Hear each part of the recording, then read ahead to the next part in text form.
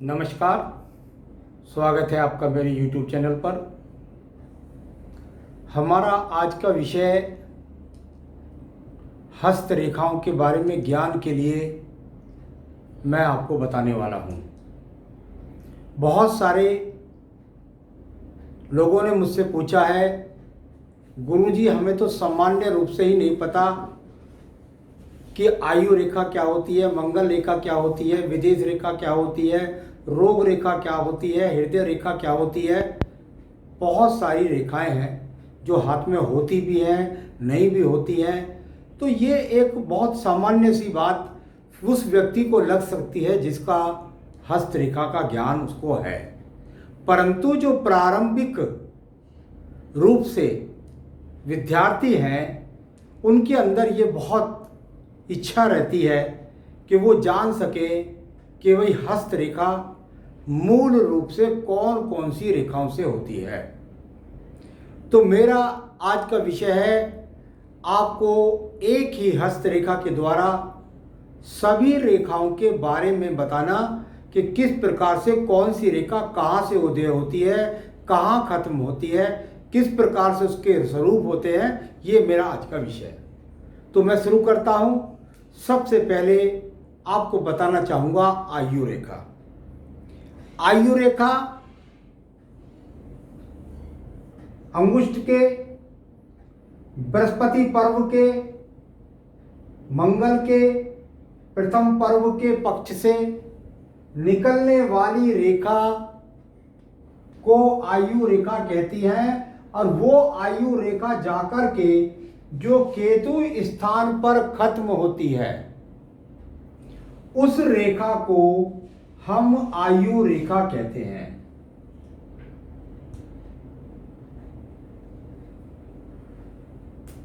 ठीक। आयु रेखा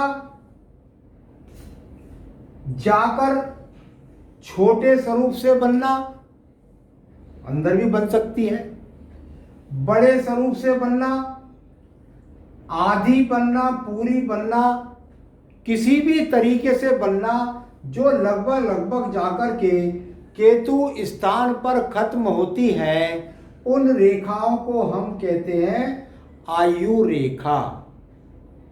ठीक है। तो आयु रेखा बहुत सरल तरीके से मैंने आपको बताया कि यह आयु रेखा होती है। तीन मुख्य रेखाओं में आयु रेखा, बुद्धि रेखा और हृदय रेखा को प्राथमिकता दी गई है।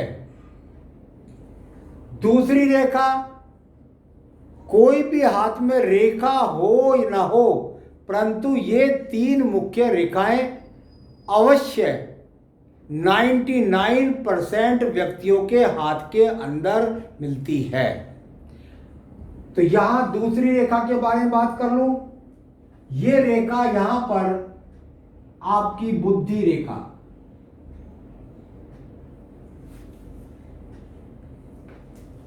बुद्धि रेखा, मस्तिष्क रेखा, ज्ञान की रेखा, मन मस्तिष्क की मजबूती, मन मस्तिष्क की कार्यशैली किस प्रकार की होगी उसे बताती है आपकी बुद्धि रेखा।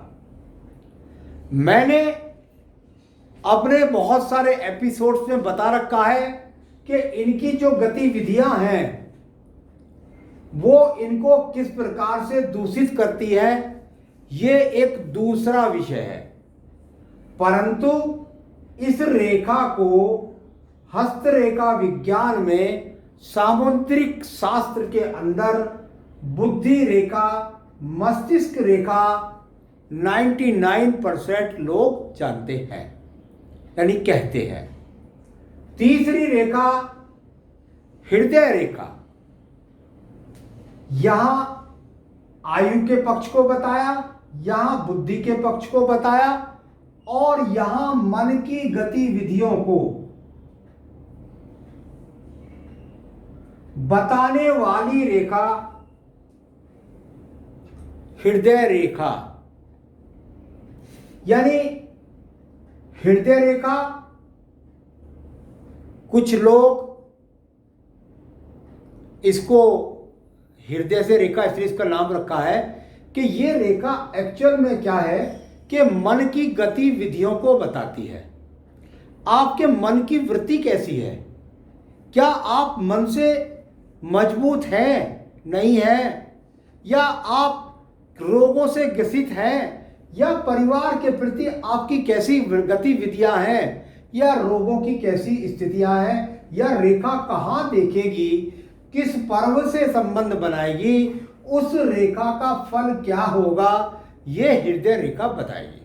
तो हृदय रेखा पर जो अन्य गतिविधियां हैं वो तय करेंगी कि मन की वृत्ति कैसी है और संबंध पति पत्नी के कैसे हैं।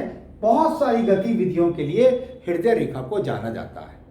तो यहाँ 3 रेखा मुख्य रेखा होती हैं, परंतु कभी कभी हृदय रेखा और बुद्धि रेखा आपस में मिल भी जाती हैं। तो वैसे तो 99% हाथ के अंदर यही गतिविधियां हैं, लेकिन अन्य गतिविधियों में कभी रेखा का इधर उधर गमन हो जाना या आपस में बुद्धि रेखा का और हृदय रेखा का आपस में मिल जाना भी देखा जाता है। तो ये 3 रेखा हो गई आपकी। एक बहुत मुख्य रेखा है और वो रेखा है भाग्य रेखा। यहां आपके आयु रेखा के बराबर से निकलने वाली रेखाएं या आयु से ही निकलने वाली रेखाएं या चंद्र पर्वत से गति करती हुई जाकर के जो शनि पर्व तक पहुंचे, सवाल है शनि पर्व तक पहुंचे, वही रेखा आपकी भाग्य रेखा है।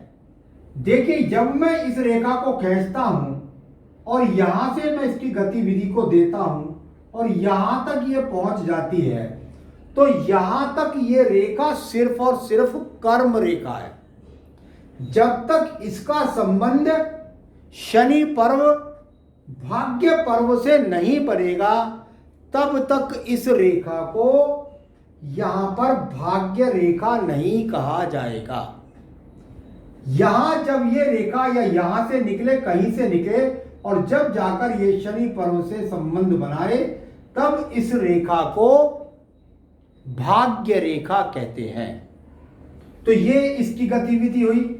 यहां जो रेखा किसी भी स्थान से निकले, अंदर से निकले, बाहर से निकले, किसी भी स्थान से निकले, परंतु उसका संबंध जो हो वो जाकर के जब शनि पर्व से बनता है, तो उस रेखा को हम यहां भाग्य रेखा कहते हैं। ठीक है। अन्य रेखा इसी के बराबर गति करती हुई या आयु के पक्ष से निकलकर या भाग्य रेखा के पक्ष से निकलकर पहुंचने वाली रेखा जो सूर्य पर्व को पहुंचती है, उस रेखा को सूर्य पक्ष में पहुंचने वाली गति चंद्रमा से हो सकती है, शुक्र पर्वत से हो सकती है, आयु रेखा से हो सकती है, भाग्य रेखा से हो सकती है। गति कहीं से भी हो, जब तक ये रेखा यहां पर नहीं पहुंचेगी तब तक ये रेखा सूर्य रेखा नहीं है।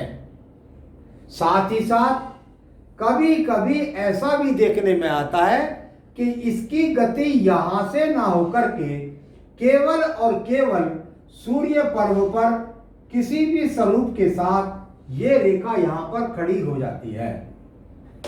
यानी इसकी गति इस प्रकार से भी सीधी हो सकती है। तो वो रेखा भी सूर्य रेखा ही है। उस रेखा को किसी प्रकार से आप ऐसा ना समझें कि ये रेखा सूर्य रेखा नहीं है। यदि इस तरह से नहीं है तो ये इस तरीके से है। इसकी गति तो बताएगी पीछे से कितनी ऊर्जा मिल रही है, कौन से स्थान से ऊर्जा मिल रही है। शुक्र पर्व से मिल रही है, चंद्र पर्वत से मिल रही है, भाग्य रेखा से मिल रही है, वो अलग विषय है। उसको पढ़ करके हम लोग बताते हैं कब गतिविधि, कौन सी गतिविधि से आपके जीवन में क्या क्रियाकलाप होने वाला है। इसके बाद एक और रेखा है और वो रेखा है बुध रेखा। ये बुद्धि रेखा यहां ये रेखा बुध रेखा, ये रेखा बुध रेखा, बुध रेखा जब व्यक्ति के पास अगर इसकी अच्छी गतिविधि हो, कहीं बीच में टूट फूट ना रही हो और जाकर के यहां आपके पर्वत पर संबंध प्राप्ति हो, तो ये बुद्धि के साथ साथ गुणवत्ता बढ़ती है। इसकी गुणवत्ता बढ़ती है, व्यक्ति के जीवन के अंतर्गत ये वो गतिविधियां बताती है कि आप सर्वश्रेष्ठ शैली के भाषा शैली है, आप अच्छे अकाउंटेंट हैं, आप अच्छे चार्टर्ड अकाउंटेंट हैं, आप अच्छे डॉक्टर हैं। तो ये कुल मिलाकर एक विशिष्टता के प्रमाण के लिए भी ये रेखाएं जानी जाती हैं। इन रेखाओं में कभी कभी यहां पर 2 से 3 रेखाएं भी खड़ी हो तो उनको भी बुध रेखा ही माना जाता है। ठीक है। कभी कभी कुछ लोगों ने, कुछ विद्वानों ने यह भी बताया है कि बुध रेखा जो होती है वो कहीं ना कहीं आपके जीवन के अंतर्गत आपको बताती है कि ये एक रोग रेखा का रूप भी बताती है।